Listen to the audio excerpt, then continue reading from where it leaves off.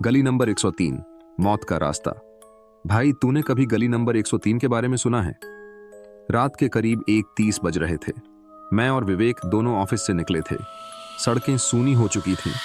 बस street light की हल्की रोशनी फैली हुई थी। बारिश के बाद की नमी हवा में थी, लेकिन जैसे ही हमने गली नंबर 103 में कदम रखा, हवा अचानक थम गई। मुझे हल्की गर्दन में झुरझुरी सी महसूस हुई। मुझे अच्छा नहीं लग रहा। जल्दी निकलते हैं यहां से, मैंने धीरे से कहा।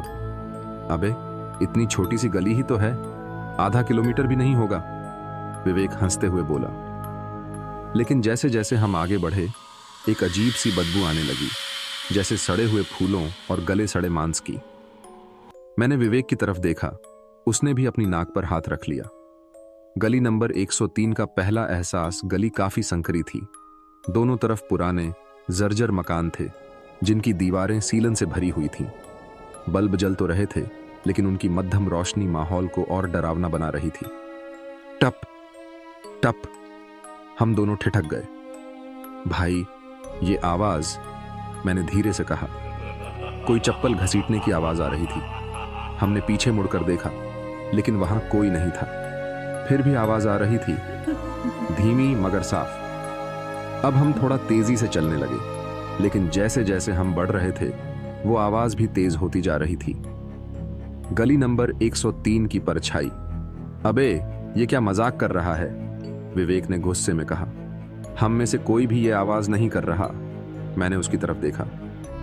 तभी एक अजीब सी ठंडी हवा मेरे कानों से टकराई और किसी ने मेरे कान में फुसफुसाया, तुम्हारी बारी है। मैंने घबराकर चारों तरफ देखा। गली अब भी सूनी थी, लेकिन मैं महसूस कर सकता था कि कोई हमें देख रहा है। भाग चलते हैं, मैंने विवेक से कहा। हमने तेजी से कदम बढ़ाए, लेकिन अचानक एक परछाई हमारी परछाइयों में मिल गई। हम दोनों रुक गए। गली के कोने पर एक लाल साड़ी पहने औरत खड़ी थी। उसका घूंघट बहुत नीचे था, लेकिन उसके पैर उल्टे थे। गली नंबर 103 की 3 का श्राप, वो धीरे धीरे हमारी तरफ बढ़ने लगी। बच सकते हो तो बच जाओ। उसकी आवाज बर्फ से भी ठंडी थी। भागो, मैंने चीखकर कहा। हम जितनी तेज भाग सकते थे, भागने लगे। लेकिन अजीब बात यह थी कि गली का रास्ता लंबा होता जा रहा था। अबे, ये गली इतनी लंबी कब से हो गई? विवेक हाँफते हुए बोला। पीछे देखने की हिम्मत नहीं थी, लेकिन मुझे महसूस हो रहा था कि वो हमारे पीछे आ रही है, तेजी से। रुको मत, दौड़ो। तभी एक जोर की हंसी गली में गूंज उठी, एक ऐसी हंसी जो किसी इंसान की नहीं हो सकती।